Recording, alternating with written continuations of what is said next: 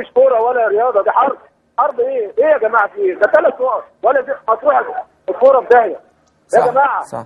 دلوقتي ولا في امن ولا في شرطه ولا في اي حاجه يا جماعه. الناس بتفوت قدامنا يا كابتن نادر، الناس بتفوت قدامنا في اوضه اللبس. انا واحد بتوصل الشهاده في اوضه اللبس.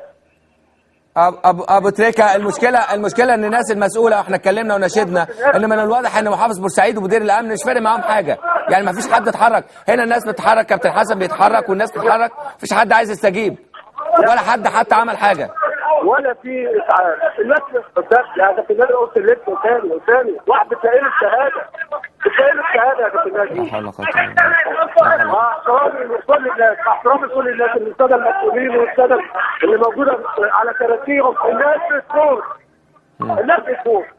ارجو تدخل الناس بتفوت يا جماعه، الناس مصابه مش بتدل على الارض يا كابتن نادر، ولا في حد بيتحرك.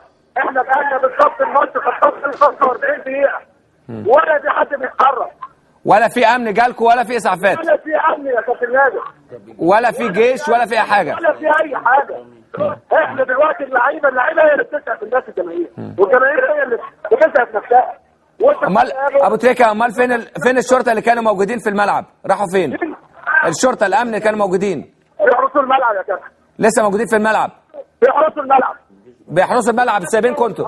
والناس جوه في المدرجات، جماهير النادي الاهلي بلت عليها الناس وضربتها يا كابتن. ده يقول لي الاحساس بتاع حضرتك لما بتلاقي واحد الشهاده قدامك وانت مش عارف تعمل له حاجه. لا حول ولا قوه الا بالله. انا بقول للناس، الناس بتفكر، وبعدين الناس خايفه جدا، الناس لا ملتحمه بالجماهير باللعيبه.